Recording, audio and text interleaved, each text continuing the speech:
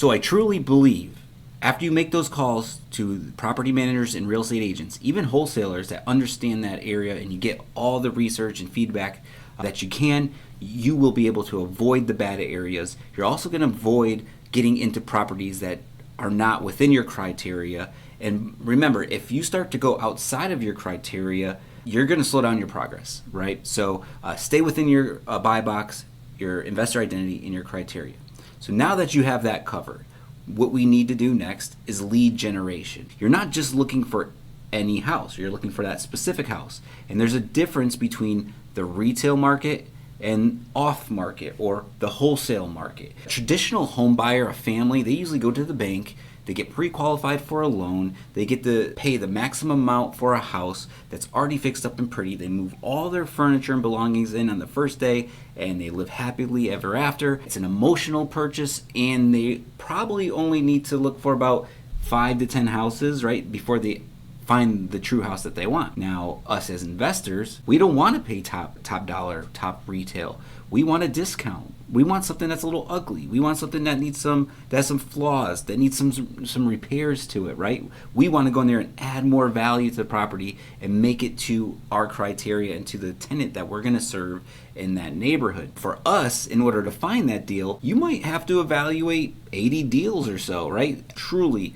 the top investors I talk to here at ISREA, if you're out there going off market, not MLS, you're going direct to seller, which we're going to go over some of those ideas. It could be 80 to 100 houses of evaluating and writing offers until you find that perfect house at a discounted price that matches your numbers where you can profit. We're going in these deals to profit. It's not emotional, right? Lead generation. What are some ways we can do some lead generation? I like to say the more outflow you put out into the world with your criteria, the more inflow that will come in. And like I said, 80 to 100 houses is a lot of work, right? I'm not sitting here preaching this is easy and everything's going to fall in your lap. You got to put in the work. An easy way to do this is networking, right? You may have heard your network is your net worth, right?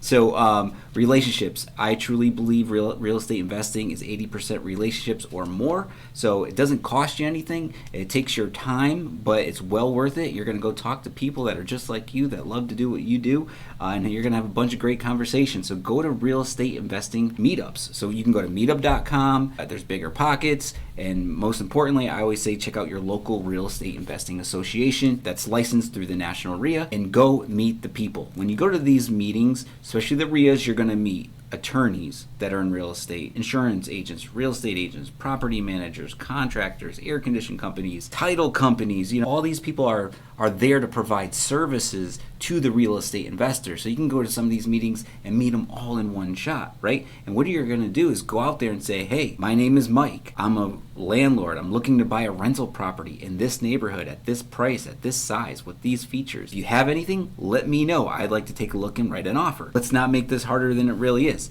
So go online, look for networking meetings that are coming up in your area. Also, you can go on Facebook, LinkedIn. They have groups, real estate investing groups, mainly Facebook. You go to the Facebook, search your city real estate investing, your city buy and hold, your city fix and flip, whatever it is. You will start finding some active groups where there's actually wholesalers and real estate investors and agents networking with each other and having conversations in these group settings online. So there's no excuses for you to go out there and meet people.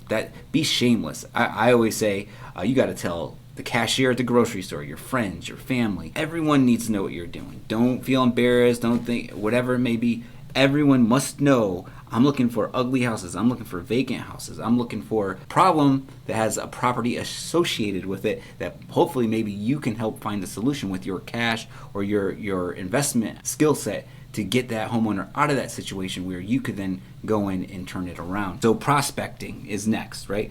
One thing we do is drive for dollars, right? So I like to just drive through your neighborhood, look for the ugliest house, look for a deteriorated house that has many blemishes, a tarp on the roof, a car with 4 flat tires, broken windows, or just straight vacant. Put a note on the door, take the address down, find the owner, send a letter, skip trace them, whatever it is, do what you can to get in touch with the owner. Knock on the doors of the neighbors if the house is vacant, right? Do your intel, be like a detective, find out how do you get in front of the owner so you could say, hey, I would like to write an offer. So remember, if there's a vacant house, remember, in generally, a house is the American dream. It's the biggest purchase in someone's life.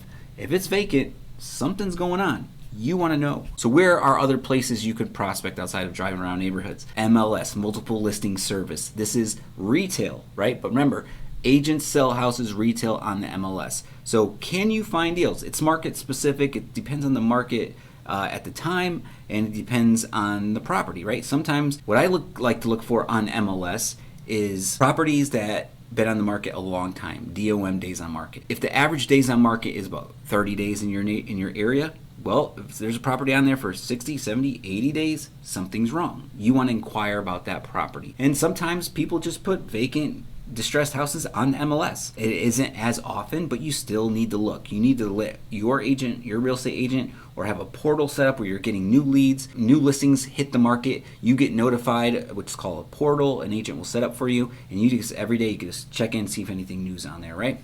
So MLS is one. Vacants we talked about from Driving for Dollars. FSBOs, for sale by owner, right? So for sale by owner means you could go to Zillow. There's that homeowner that just doesn't want to list it on MLS with a real estate agent. They don't want to pay the agent any commissions, right? They want to sell it on their own. They either might not be that motivated to sell at the moment, but I found that if you reach out to them and at least make the initial conversation and become friendly with them over time and you follow up, sometimes some of them get to a point where it's like, I got to let this thing go. I actually can't sell it on my own, and they will take your cash offer. And you can go to Zillow.com. There's probably forSaleByOwner.com. There's many different places where you can look for owners that want to sell it on their own without an agent. Pre-foreclosures. This is also easy information. I think Zillow even shows you the pre-foreclosures. What's a pre-foreclosure? That means when someone has a homeowner has a bank loan and they stopped making their mortgage payment. For whatever reason, they're in a position in life where it's hard for them to do so. So what happens is, once you stop making that payment, here in Arizona, it's 6 months. Every state is different. Check your regulations and your laws. But here, it's 6 months. So we call pre-foreclosure, like first 3 months. The bank's going, hey, I'll be happy to work with you. Let us know what's going on. Let's help you get situated and keep you on track. The bank does that for 3 months. If you ignore that or don't do anything, on the third month, they're like, hey, you're going to auction on this day. So they'll set the auction date, and then you're going to be foreclosed on, you're going to get penalties and fees. So sometime in that 6 month period, you want to be in touch with the homeowner.